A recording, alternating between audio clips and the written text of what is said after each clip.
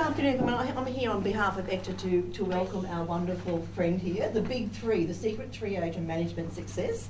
I'm excited. I think we all walk different footsteps through early childhood or whatever our passion is, but I know that managing people is often a challenge. I'm looking for some great tips, please, Sally. If I just tell you a little bit about Sally, it's Sally Foley-Lewis. She fast-tracks manager productivity. That really grabbed my attention. She empowers managers to be conscious of their thinking and of their actions, to be strong, authentic and confident in their roles.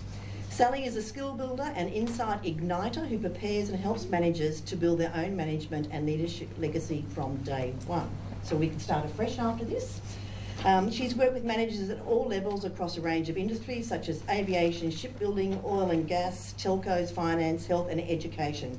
Sally brings diverse experiences to her training, speaking and coaching, influenced by having been in management roles, and has lived in Germany, Outback Queensland, United Arab Emirates, and now living in Sydney, Australia. Anne has just moved back. I've just moved to Brisbane, so welcome home. We look forward to hearing lots of these success stories. Can I just check that everyone's mobile phones are turned off, please? And at the end, we'll just go through a little bit of housekeeping. Has everybody signed in as well too?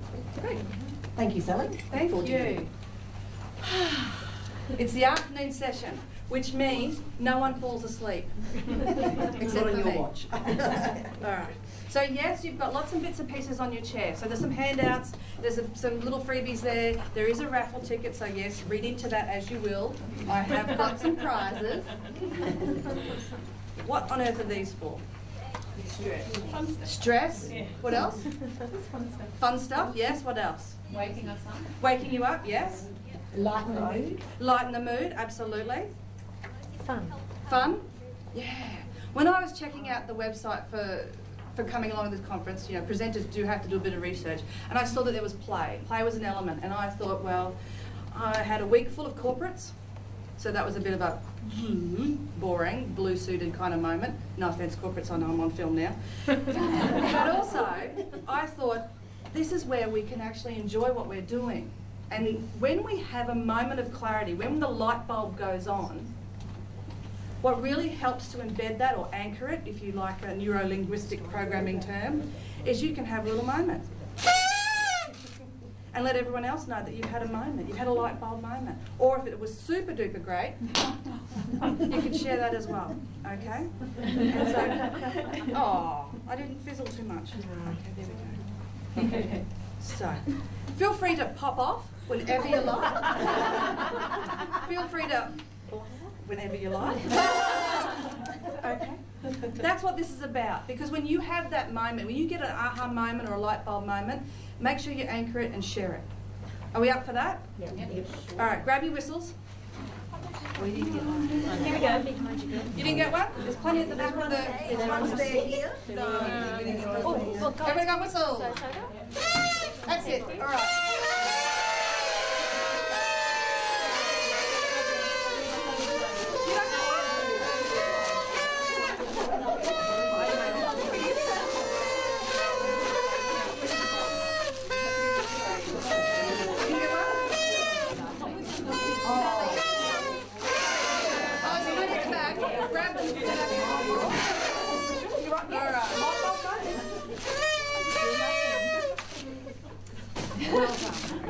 I believe that's a 10 out of 10 for whistle blowing. Awesome. The reason why I do that is because a lot of people step into the management mind. I'm going to be serious. I have to deal with people. I have to manage performance. I have to not tear my hair out about someone who doesn't do what they're supposed to be doing. You're nodding, so yes, right?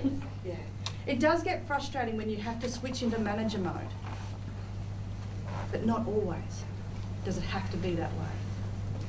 I want you to think about, over this next 90 odd minutes, what is the easier way that you could be doing this? What is the easier way to look at your management and the way you have to manage and lead your team? Yeah? When you think about competencies, what's a competency? You're good at something. You're good at something? Yeah. Yeah? Or you're expected to be good at something? Yeah? A skill, a quality, an attribute. Yeah, I'm a bit loose on definitions, so don't hold me to that. Yeah, but it's basically what it is you're meant to be able to bring to a job or a task that helps you achieve that task. That's in the dictionary of Sally. Okay. And so one of the things that I have found as being a management trainer, speaker and coach is that a lot of the time when I get hired, it's about I need my managers to lead the team, make decisions, be a good communicator, listen more, be empathetic, drive performance, motivate, build team, achieve the goals, drive the business, raise the profits, hire the right people, sack the wrong people, yeah, and the list goes on and on. Yeah. So we've got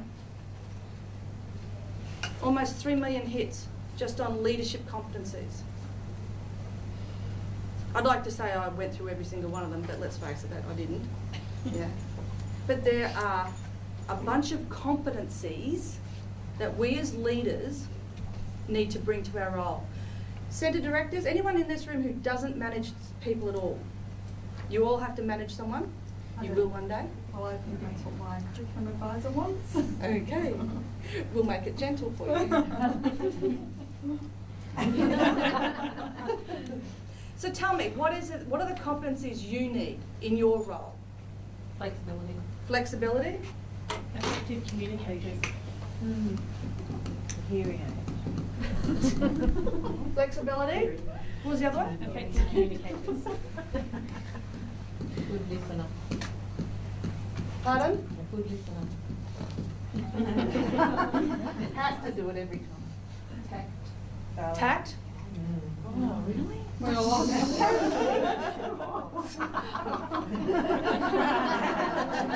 where we're going wrong. Yeah, we kind of do know.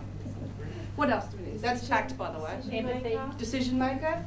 What was the other one? Empathy. Empathy. Empathy. Ability to engage. Empathy. So we can't say suck it up. I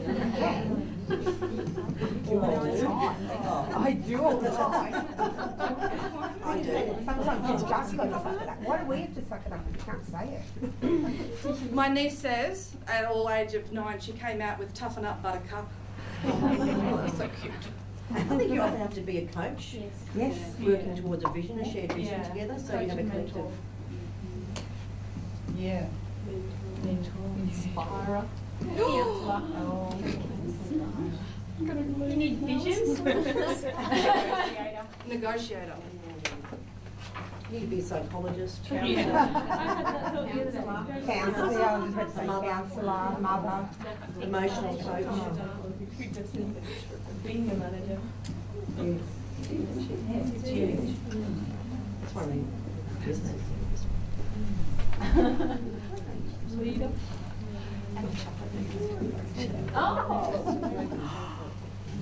I think confidence in your abilities. Or in your skills.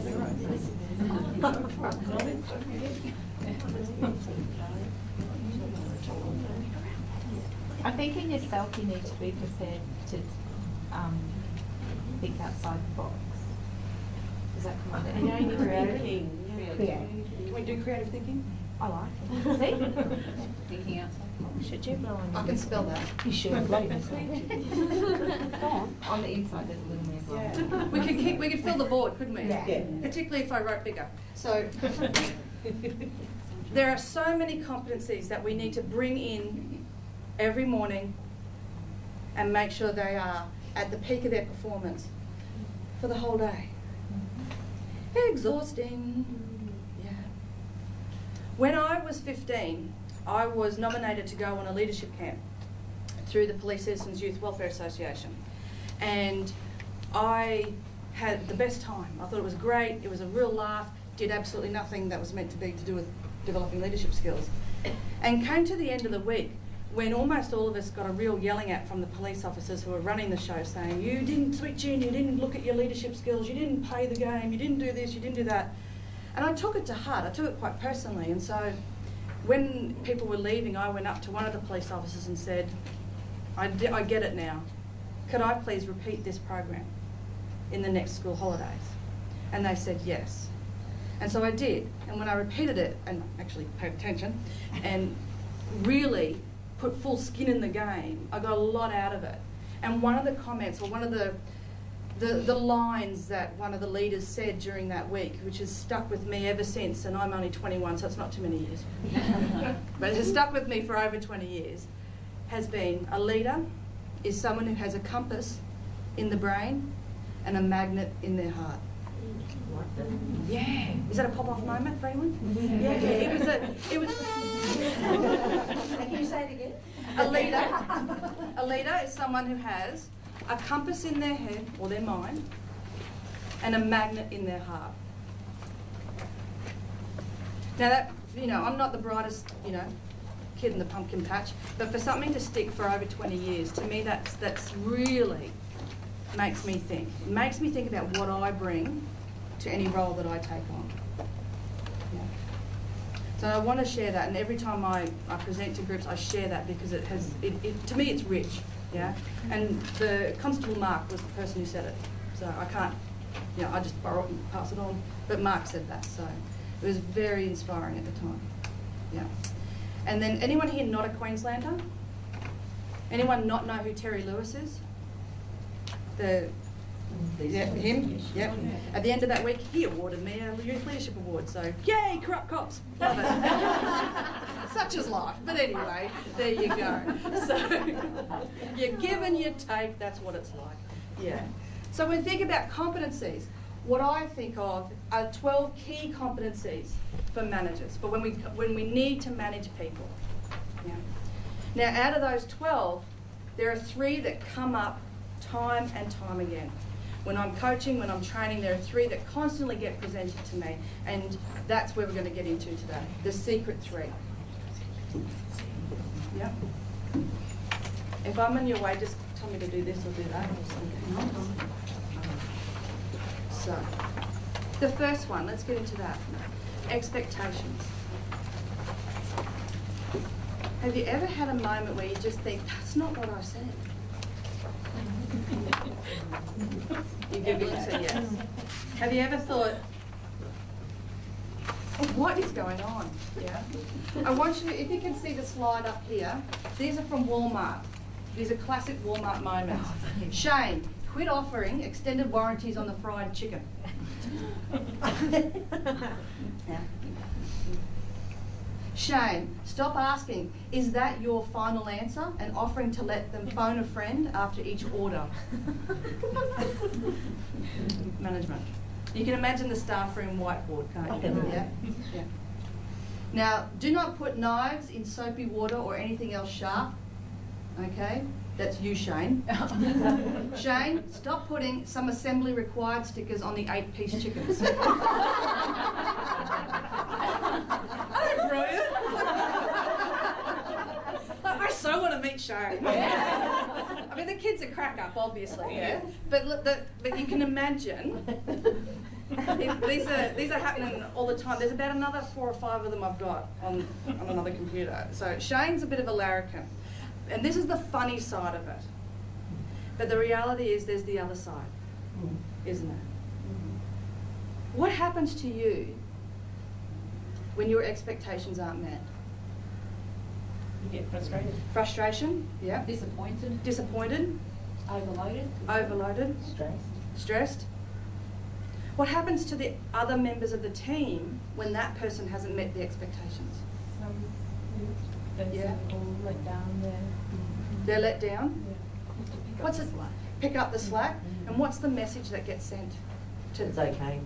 What's okay? Tell me more. That it's okay not to have to follow expectations or the team philosophy. It's okay, you can get away with it.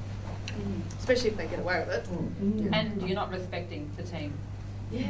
You're not respecting the other people that have then got to pick up the slack. Absolutely. And things get chaotic. They do get chaotic, don't they? And your nicer level of organised chaos turns into really messy chaos. Yeah. Yeah.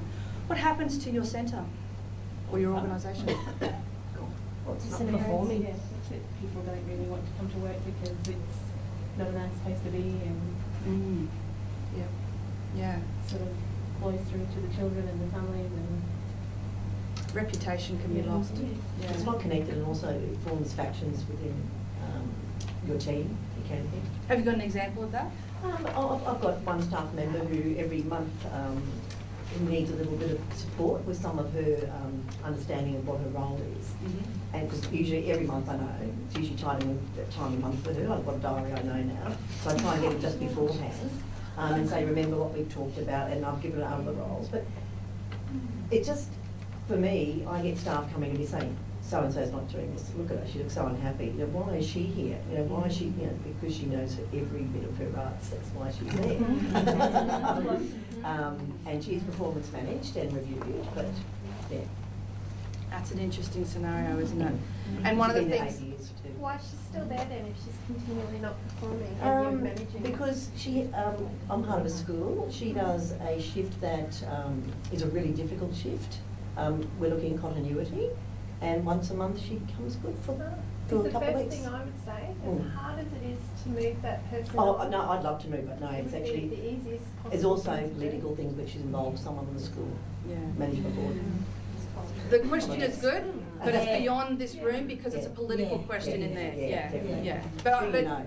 And I know, I've moved people on before. Yeah. Yeah, you can't move her. we all thought that. Don't worry. Yeah, we're all with you. We're all there. I all want it. And one of the things in that scenario, and I'm pretty sure if you haven't come across that already in your role, you will. And I'm sorry to say it, but buttercups, yeah, that's going to happen. One of the things I want you to think about is when you've got other team members coming and complaining about little Sugar Ray over here, yeah, it's not necessarily your job to fix it. You could be empowering others because there's nothing more like peer pressure. Yeah. Yeah. Now, completely sort of, I'll give you an example, but it's not in the same scenario. I did a lot of corporate training when I lived in the Middle East.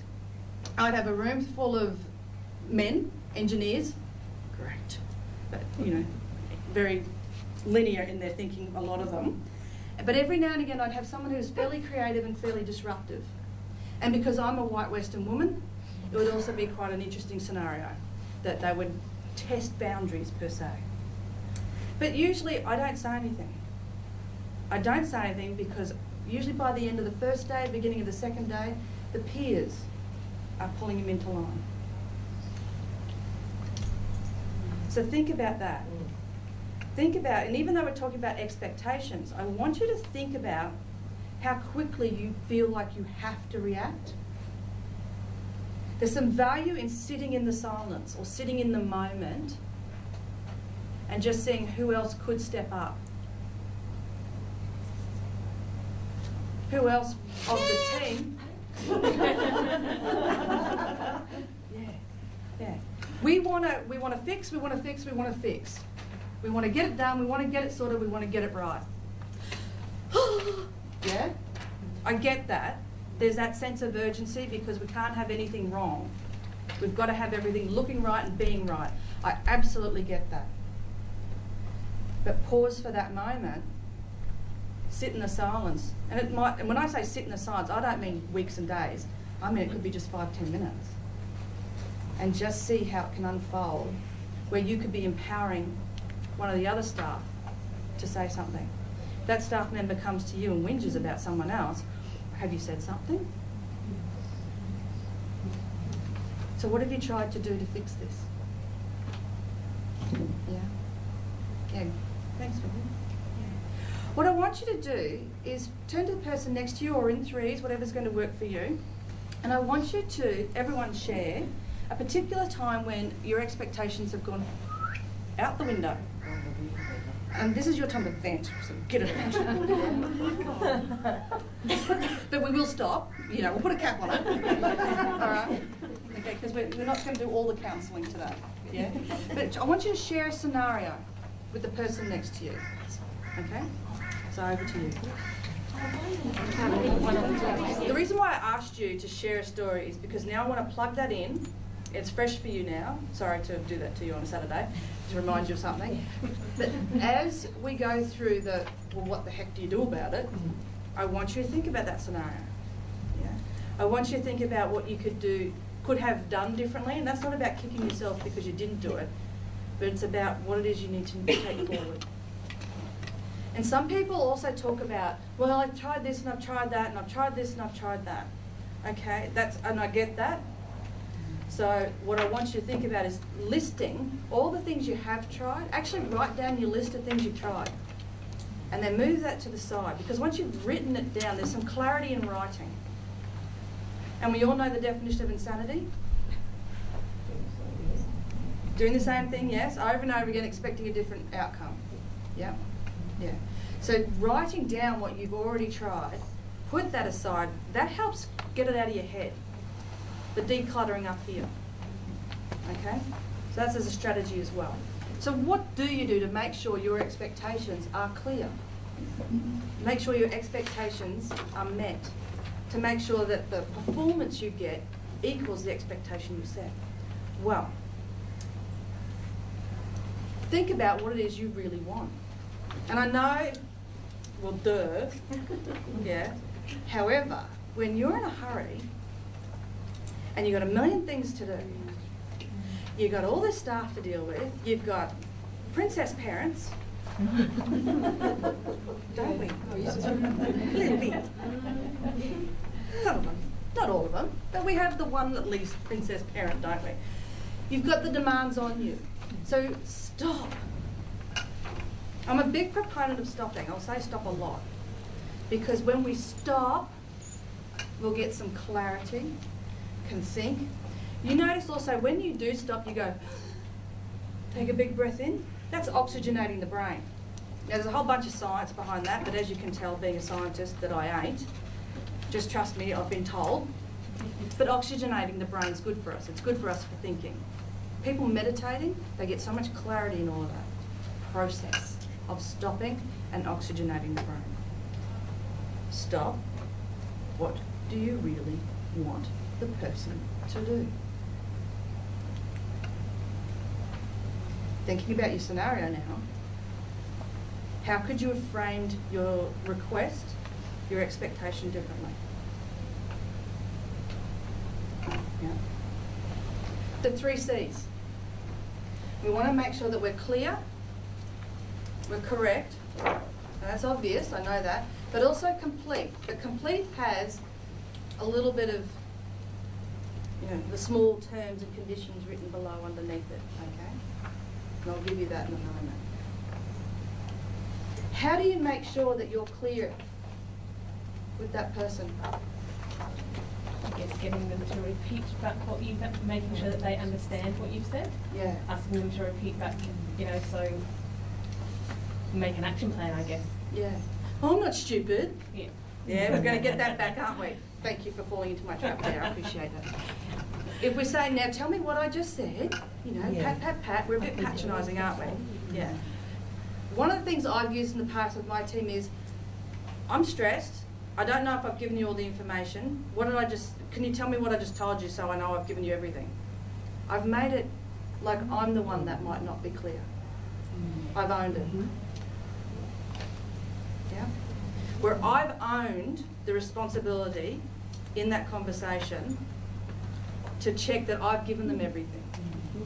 See how I'm not patronising? Yeah, it's so subtle, isn't it? Humans are so fickle, aren't they? Yeah, but that's what that is. Yeah, because that's a difficult one. We all think we do want them to say back what we have said to make sure they understand. But the other way is to make sure you ask some questions. Now, have I told you everything about what I want you to do? Have I told you everything about the resources? Have I told you everything about when I want it done by? Love the question of, is there anything I've missed? Yeah. And that falls into complete. And complete means leaving the door open. Being clear is also back to what you really want too, making sure that you've kind of realised about what you want to. Absolutely. And that's why I always put fine print in there as a little bit of insurance for everyone, and keep the door open. Now, I don't actually mean literally keep the door open, but it's when we don't explicitly tell someone, look, if questions come up, come back to me, because I may not have given you everything. Yeah. If we don't say it, we've left someone walk off with assumptions. Yeah. And they're assuming that, A, they might not be able to come back, because if I ask a question, she'll think I'm stupid. We might get that. If I don't come back and ask, You know, if I come back and ask, you know, I'm going to be interrupting her. This seemed like a very obvious task. I probably should know what this is. Yeah. So leaving the door open is probably the most important one of these. And explicitly saying it. Yeah. One of the things I find is if we don't really make that clear, we're setting ourselves up for some failure. Because their success is your success. Yeah. Their failure is your failure. That was a bit Debbie Downer, wasn't it? But that's the reality. That is the reality of it. So, in the groups you were just in, pick one of the stories that you were sharing and reframe it now. Reframe it using these. Share.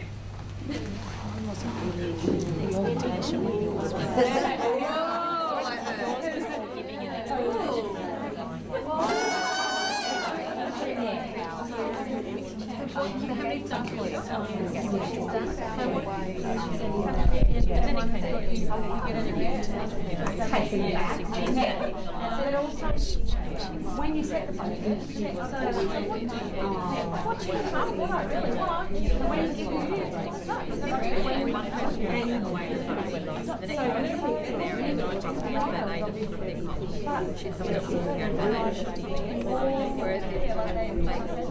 and you should say it to 12 months.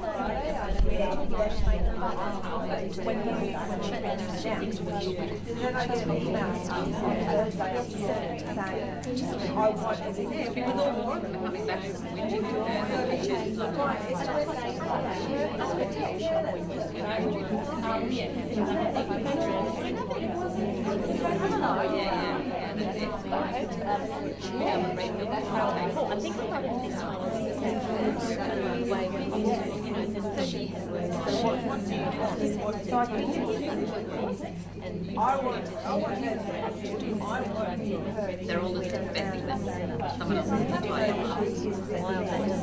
But I didn't realise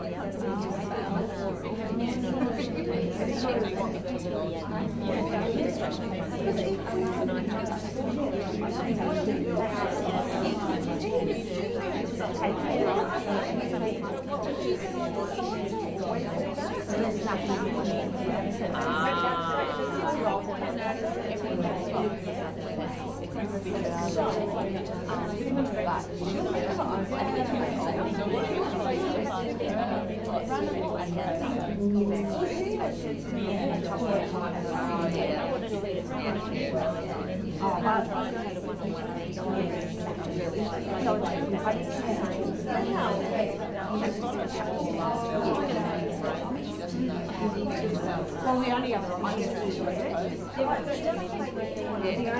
Okay, can we just finish that up? We'll bring that back. Get some juice.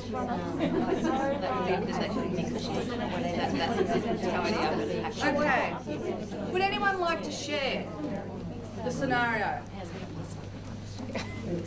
We had a bit of a light bulb moment over here. Oh, pop off, my love. Didn't think of that, sorry. So our scenario was that there are 4 educators that work together in a kindergarten. Yep. And they spend time with parents coming in on the weekend in their own time to tidy up the shed.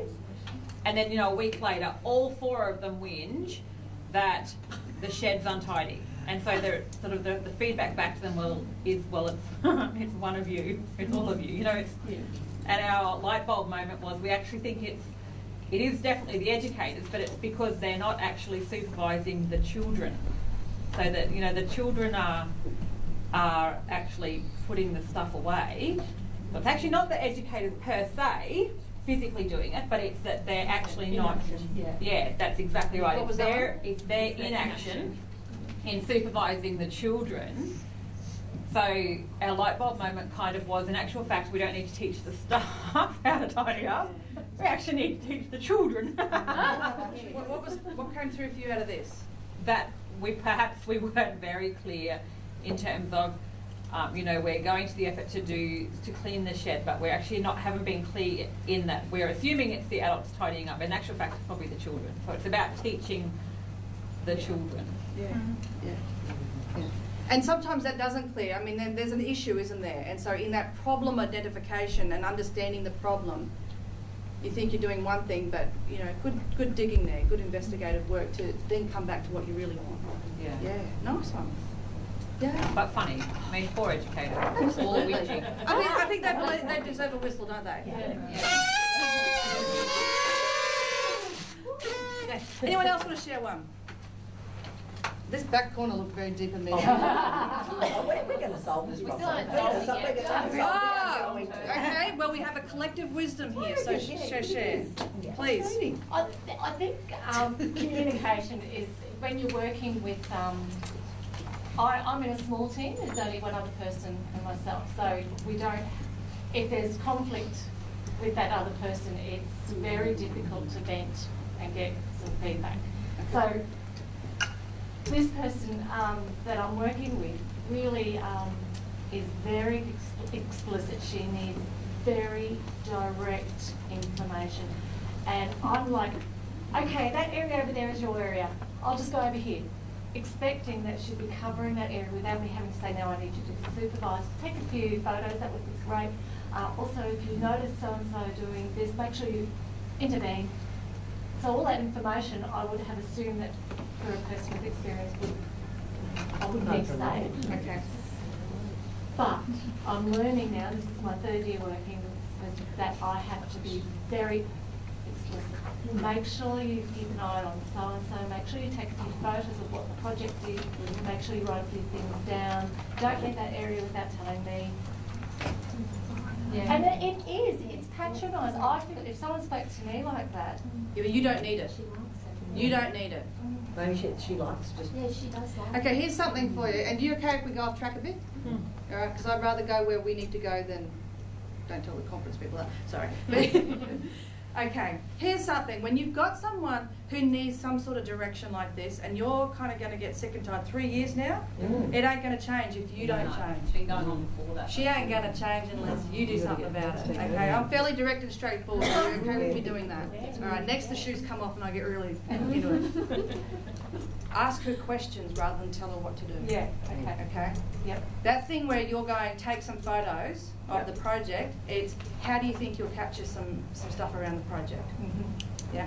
Who do you need to look out for in case you need to intervene? Yeah, which is what you were saying. Right. Flip it around into a Yeah. question. Yeah. What we tend to do as leaders and managers is have the answer. Yeah. Yeah. We do have the answer. It's not. I'm not saying you don't. You have it. Because you've been around the traps long enough to know what the actual answer is. You also have that information, so to make life easier, quicker, faster, just get on with the work, you give the answer. Educators tend to respond better though when they teach the knowledge just comes from themselves, as opposed to just having someone tell it to them. It ain't just educators. It's everyone. It's humans. Yeah. We as human beings think that we are smart. really well. Yeah. And most of the time we are.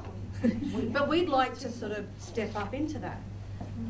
So when you ask me a question as opposed to telling me what to do, I'm going to be invested in it, aren't I? There's a really nice quote that I heard this week actually. Yeah. And that is, leaders should be the compass, not the map.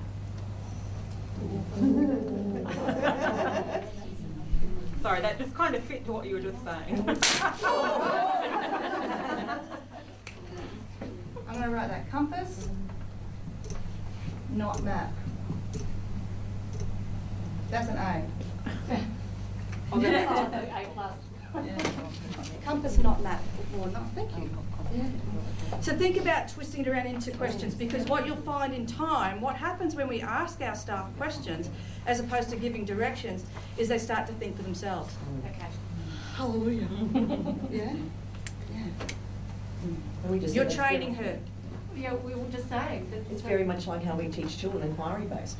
So I said, you could do that easily. Yeah. That's how you Yeah. talk, you'll go, how you think. Slightly different tone of voice, Oh, yeah. slightly, depending on your mood. But yeah, Yeah. And then do your. the question builds the investment. Okay? The question builds the investment. And you want them invested. Yeah. You yourself want to be invested. Do you like it when someone tells you what you should be doing and you should be this and you should be that? What if they don't give you the answers that you're looking for? Then follow that They just through. don't get it. Okay, number one, if they give you the wrong answer, let's start with that, okay? If they give you the wrong answer, what do? I'd be asking more questions. Another question. Okay, that's interesting. How do you think that might work? What would did that I look just like? do then? What process did I actually just do then? I just asked a question of it. Yeah. Yeah. So if we go down that road, what's it going to look like? Imagine if that was the way you did it. Yeah. In the coaching world, one of the most evil questions I'd ask is imagine if you did know. Yeah. Imagine if you did have the answer. What would it be? Try telling that to the head of the medical department. You get some attitude back, I tell you. Yeah. But imagine if you did have the answer. Yeah. Or another way of using it or framing that question would be, if you were to tell someone else how to do this task, what would you tell them to do? How would you instruct someone else to do this? Yeah? Because you're gearing them up to then understand the steps in that process. And you're listening for the gaps. Yeah. Yeah. Does this take time? Absolutely. I'm not going to lie to you. This takes time. But here's the thing, and Stephen Covey talks about this, you know, 7 Habits of Highly Effective People, that guy? He talks about slow is fast. The slower you are at this end, the better, the quicker, the most magnificent it is at the other end. Yeah, it is slow now. So take a deep breath, go in, prepare to be even just as exhausted as you were last week, as you will be next week. I'm not going to sugarcoat it for you, but slow is fast. Slowing down, asking the questions, gets you much better results. Much, much better results. Yeah. What if the expectation is different, so they're quite happy to have it not turn out the way we want it?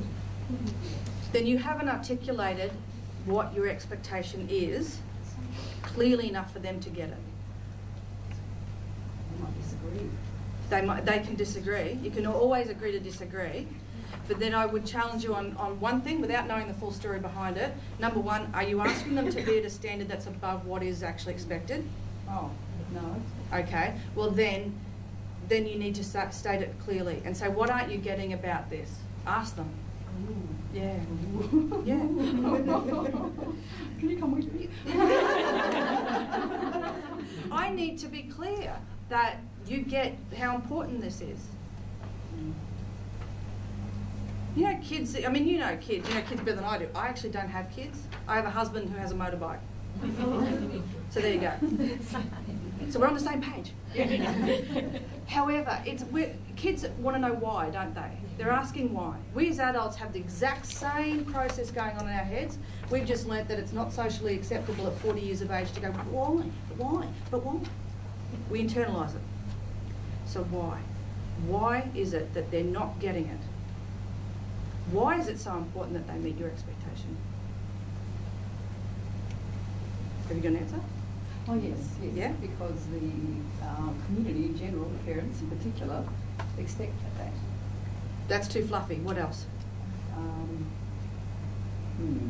Let's break it right down. Because it's the best practice. Too fluffy. What else? Because you have to, because I'm telling you to. No, you didn't. Be more specific. Try and drill right down as to why it's important that you want that person to do this thing to this standard. Because that's the best way to do it. Is it? Is there only one way to do it? Hang on. hang on, you've got This something? is a very clear issue. This is a matter of thinking it's all right to let children spit and bite. Okay. Okay, it's just not. Okay, instantly, hearing spit and bite, I've gone for safety and hygiene. Yeah. I've gone for litigation. I've gone for injury. I've gone for suing. I've gone for closing the centre down and you're going to lose your job. And I ain't no parent. That's what I heard as soon as you said spitting and biting. So there's 7 things why that person needs to understand that. And they are concrete. You're going to lose your job. Come back from that to loss of job, to hygiene, to suing, to injury, to... Do you see where I'm going? Yeah. But is the person not handling the situation? They're not handling it, but they're just waiting to see how things go, the way they are handling it. It's not a matter of great urgency for them, whereas I'm going, no, this can't happen. Guidelines, ways to handle the situation. So there are, in this situation, there's negotiables and not negotiables, okay? Yeah? This is a non-negotiable.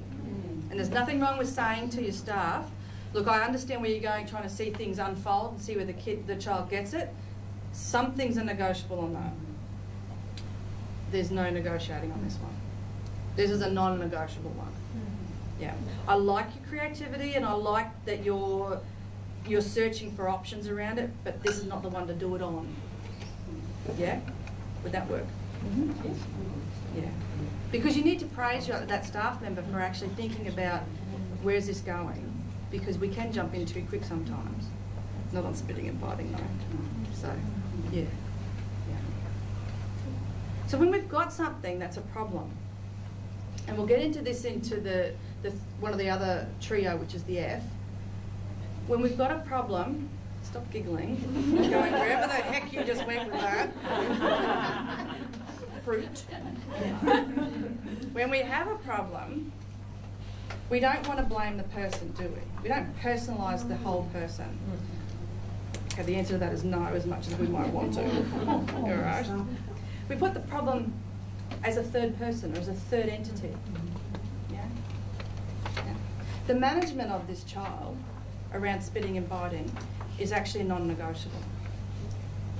See, I've put the management of the child here. Does that make sense? So I'm not saying the staff member's wrong. I'm not saying the staff member's useless or whatever, or is doing something wrong. I'm saying what their behaviour is over here. It's depersonalised. And what that does is it helps to ensure that the person doesn't get defensive. Yeah. When I moved to the Middle East, we had a situation where we needed an electrician to come in to our apartment and fix something. And the guy turned up with all these power tools and there was no plug on the end. It was just the cord frayed with the wires hanging out. And he says, "Madam, do you have matches?" I thought I'd instantly become religious. Why? But he said he needed matches, and I didn't. Okay, there's no smoking in my apartment. No smoking. He said, "No, madam, I no smoke." He wanted matches so he could wind the wire around the 2 matches and shove it into the plug. I said, no. And because I hadn't been living there very long, and of course I've come with my complete and utter Australian filter, my naivety. And I kicked him out. And then a few weeks later, we're at a social function, and I'm telling the story about kicking this guy out because he's used matches to what I thought was blow our apartment up, essentially. And he goes, "Oh no, that's standard." That's what they do because they buy their tools from wherever they can buy their tools from, and of course the plug is not going to be. We have British thingies in the wall. Yeah, thingies. That's a technical term. Yeah. So, we assume they know stuff, and the even deeper thing to that is we assume they know it the way we know it. Because that's the filter that we operate from. Yeah? And that ain't necessarily so. Yeah. So that brings me to another question. Managing people where English is their second language. It's great fun, isn't it? No answer. What was that? Well, comment. No. We're in the stare, no answer. I mean, yeah, how do you make the expectations clear so they can understand it without always having them come back and saying, or, you know, that they haven't understood? I'm not sure. I don't think you should ever close the door. Never close the door. As in, keep that loop open for communication. You do yourself a disservice if you close the door. Really? Maybe? Well, they come to us saying that their English is, But if it's not, I know. I think to write things down. If you can't speak the language, often you learn to read a language, a second language before you speak, you know, Yes. when in a conversation. The worst question to ask someone, particularly where English is their second language, is, do you understand? Yes, that's right. Yeah, hell no. Yeah. Of course they don't.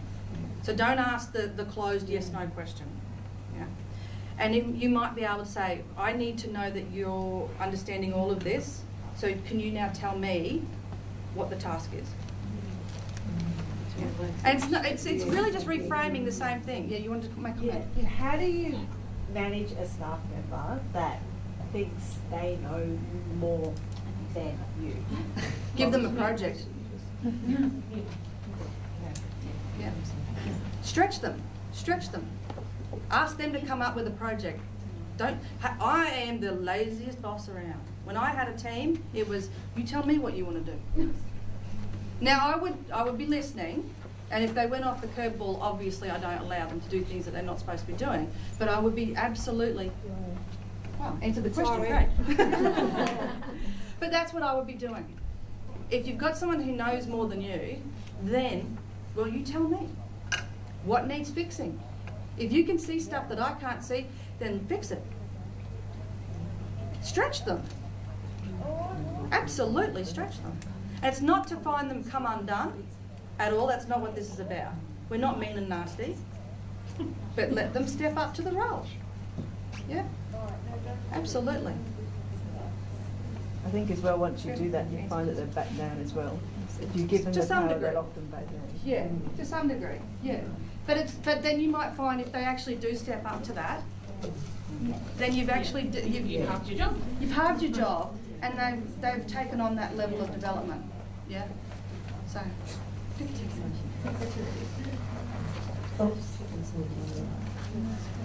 What have we got? Yellow, 33. Wrong one. Me? Level 30. There you go. Thank you. Thank you. Well done. All right. Any other questions around expectations? We can unpack this a little bit more as we go through, and you'll see that the three of these, the secret trio, go together well. Yeah. So having things like position descriptions, and do you need to go through those then as well as give them some understanding? Do you need to go through them? As part of the new buzzword is onboarding business. Yeah, have you heard the word onboarding? Shoot me now. It's orientation essentially. Yeah, bring someone in and get them used to the job. Absolutely go through the job description. Yeah, because at the end of the day, Revisiting that if someone is. that's your benchmark.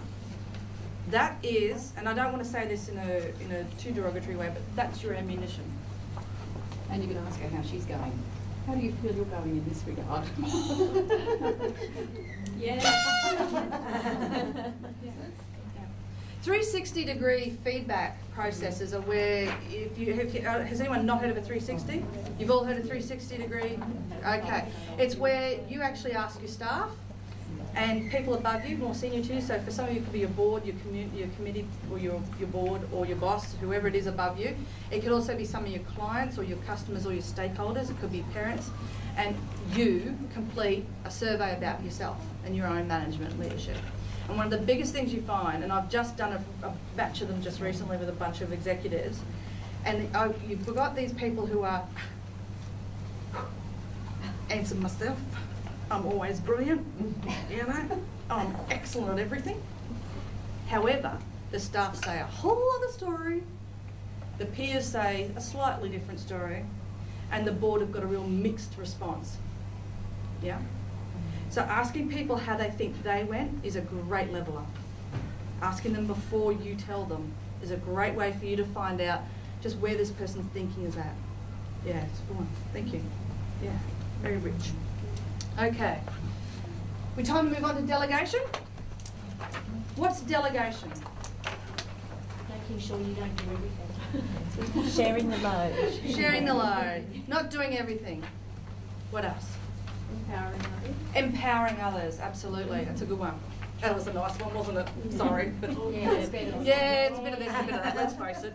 Yeah. What about trust? Trust, it needs trust, absolutely. But trust is also based on the 5 keys, which I will share with you on that. It's embedded in there. A very good point. It also, I guess, invests people if there's, you know, Absolutely. change or they might do research or... Absolutely. Yeah. Delegation to me falls into 2 camps. You've got delegation for giving tasks away because there's somebody not doing something and therefore they could be doing a task. That's usually a bit of a mundane kind of, you know, rubber stamping type of task. Or you've got delegation for development, which is where I think you were going, yeah? So, what stops you from delegating? What stops any leader, boss from delegating? Feeling they can't. Yeah, that loss of control. Loss of control? Fear that it's not done. Yeah. Right. Yours. Ah. Feeling that you are the only one that can do it right. It's my way or the highway. Yeah. Yeah? We don't say that out loud, but that's what's... Yeah? It's that, oh, totally, thank you for being honest. Because that's probably the biggest thing that gets in the way of actual proper successful delegation. Because we'll tokenistically give someone a task and then we'll go micromanage them until it's done. Or change it when they're done. Or change it when they're done. Yeah. I think it's also that sometimes I think we think we're superhuman and we're scared that someone might see that we can't do a management role because we have to, why do we need to pass that down? Shouldn't it be? And that's so counterintuitive to what delegation can be. Yeah, very much so. It took me probably about 3 hours to convince a room full of men that delegation is actually one of their biggest assets. Because they didn't want to be seen to be not doing stuff. They didn't want to be seen to be weak. They didn't want to be seen to actually give stuff away by their boss, be seen to giving stuff away because they might lose their job. Yeah. And it's sad, because no one in the organisation thought that. Their senior staff wanted them to delegate more. That message isn't getting through. So yeah, it's counterintuitive, but that's exactly what it is. When you develop your staff, sure, you might develop them and they might move on to other centres. That's the way it goes. But they're going to have so much more respect for you and the organisation that you're in because you've grown them. And also with delegation, for me personally, I feel you're building on people's strengths because I can't do everything, and I know there's a lot of things I'm not good at and I don't like. Yeah. And I've got some people on my team who love that stuff, and I go, oh, that's great, and they can do a much better job than me. Absolutely. You know, really. And whereas I have to labour over some of those things like spreadsheets and it's their secret. I don't like it. They love it. Everyone loves a spreadsheet, don't they? Yeah. Yeah, I hear you, sister. Yeah, I delegate that. Absolutely. So, what I want you to think about are the 5 keys to delegation. What do you think they could be? Trust. Trust, yeah, I'm not that, that's implicit, I'm going to put that in there. But to set yourself up to delegate really well, Communicate. communicate, yes, that's in there. Planning. Planning, love it, yes. What else? You need to know what the job's going to be that you're going to give them. What the task is, yes. Time frame. The time frame, brilliant. What else? A review. The right person for the job. The right person for the job. Who it's going to be, yes. Who else? What the right else? resources. What resources, yes. We've got more than 5. Well done. So, who? Getting the right person for the job. Obviously, we need to get the right person. And who would be the right person? Someone who doesn't have enough to do at the moment, or they've got some wiggle room, or someone who's bored and looking for development. Or it could be so that you are ensuring someone doesn't become disruptive.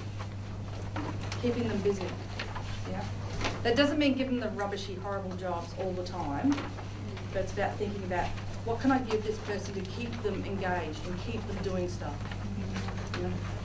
And the what. So what is the task? So we've got to match the person to the task. That's really important. We have to allocate resources, or tell them what resources they can access, and you are a resource in that. The other staff are resources in that, depending on what the task is. Empowering them to actually use someone else in their team to help them do it, but they're still responsible. They're still accountable. When that needs to be, which is the time frame we had, and also giving them the authority and the decision making, and this is where your trust, your control issues need to be put into check. And one of the best ways to do this, to help you build more confidence in your ability to delegate, is break the task down into small milestones and get them to check with you. Because once you can see that they're doing it, the trust will build, it will become easier. Yeah? Could I get all of you to stand up and go to one of the 4 green posters or cards that are on the tables around the back there, please. So spread out into 4 groups. Who's a little reticent about giving praise? There's some bosses. I had a boss that actually literally said, I don't need to give any praise, I give them a pay packet. Yeah. I no longer work for that company. Yeah. And it's not that I was praise hungry, but there was just nothing in it. And money, particularly in a Western society, money only lasts as a motivator for about 3 months. After that, we go back to things like belonging and the self-actual, the Maslow's hierarchy, all that.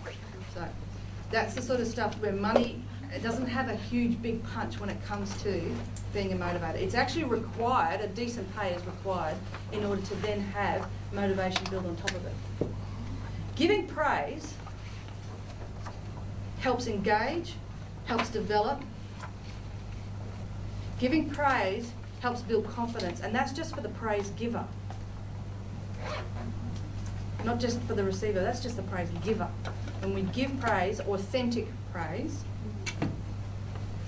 we lift ourselves up just as much as we would lift the receiver up. Yeah. What's that?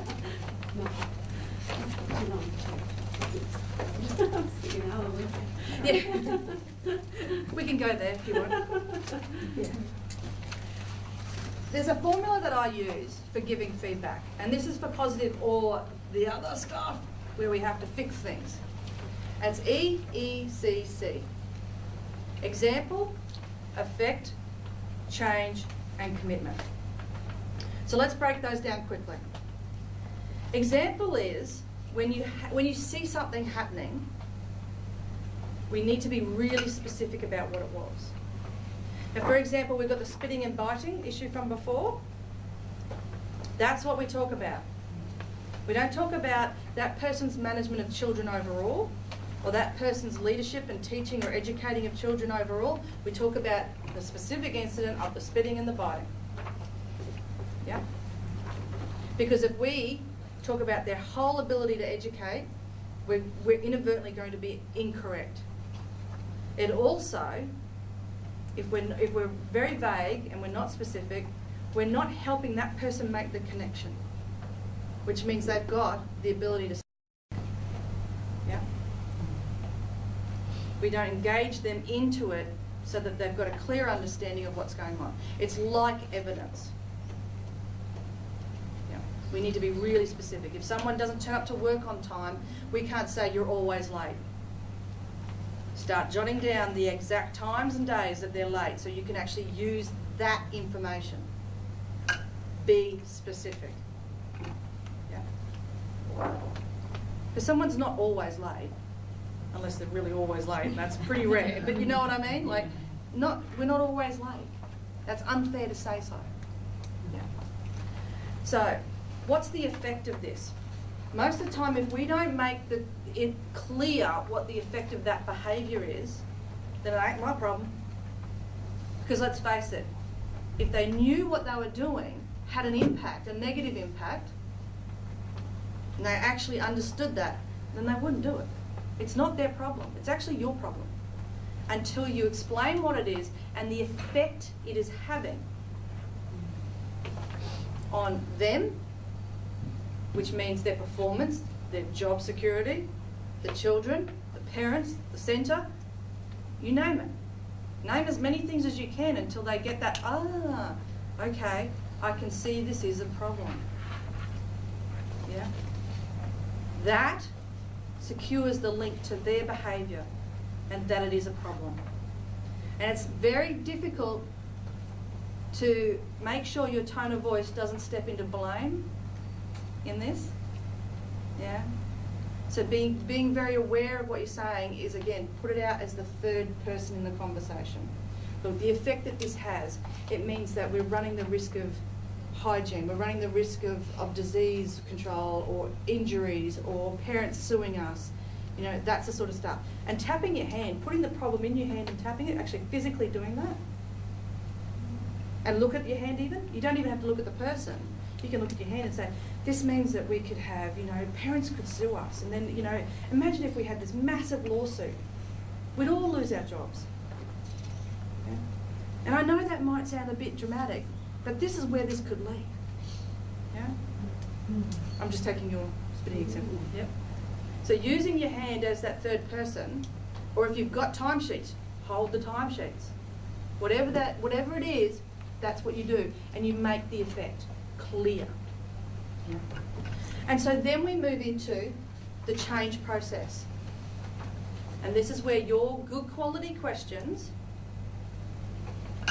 are going to get their investment. Remember our friend who needs to be told? Yeah. Yeah. What do you think you could do different to change this? Yeah. If that didn't work, what would you like to try now?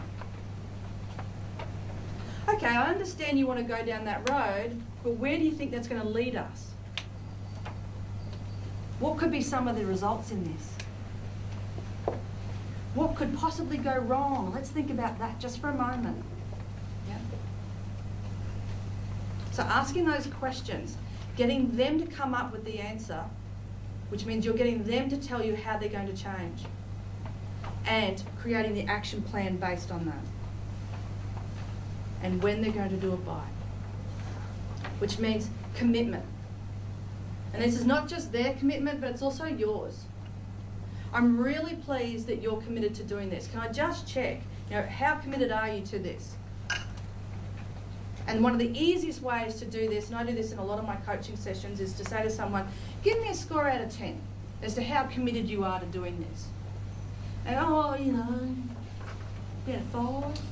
Yeah. Well, to me, in my world, 5 ain't high enough. It ain't nearly good enough. 5 out of 10. So I said, well, what would it take to get that extra 5 points? And then we may have to go back into the change conversation again to pick different actions that they're going to take. And then I can move it forward into commitment and say, well, where's the score now? Oh, it's 9 out of 10. And you can see on their face, it's probably a 10, they're just never going to give you 4 points. Yeah? And that's great. Then you've got them. So, well, I'm really happy. I'm committed to helping you get there. We're going to meet next week and check on progress. In the meanwhile, if you have a question, you come to me. I'm committed to this just as much as I can see you are too. So commitment is not just about their commitment to the change, but it's also yours. Now, if we look at this, EECC in the praise, very easy to give them the example, the specific example. Great job is so vague. It's so vague. Unless you are right there in the moment, in the task, and go, that's a great job. Then they get it. But over a course of a week, you go, oh, great job this week. Okay, that's nice, but what? Yeah? It's, okay, that's a nice feel-good little moment, but what? And the other thing is that in the middle of all of that, they might have actually done something really crappy that you've just praised them for. Maybe, yeah. They might have gotten away with something you don't know about as well. That's it. So, be specific about what it is they did, because what they'll do is do it again. And tell them the effect that it had on them, their job, the children, the parents, the centre. Tell them that. and say, I loved it so much, I want you to think about how we can show the others how to do it, or what do you think you can do to make more of it? That's the change. We might want to call that value add. Yeah? That's brilliant. How are you going to do it? Action plan. Now, I'm committed to helping you do this. How committed are you? Same process for commitment. Yeah? So that's EECC. You may find in your conversations that you'll have to go backwards and forwards a little bit, particularly if your commitment's fairly low. If your commitment's low, then your change hasn't been in depth enough, and you haven't coached or got the questions or got the ownership or got a clear action plan. Yeah? If they still don't get why it's important, you haven't given them the effect enough. Yeah? So EECC, I don't care what order it goes in, as long as you cover all four, your feedback conversation is going to be complete. You set yourself up for success with that. Yeah? So, any questions around that?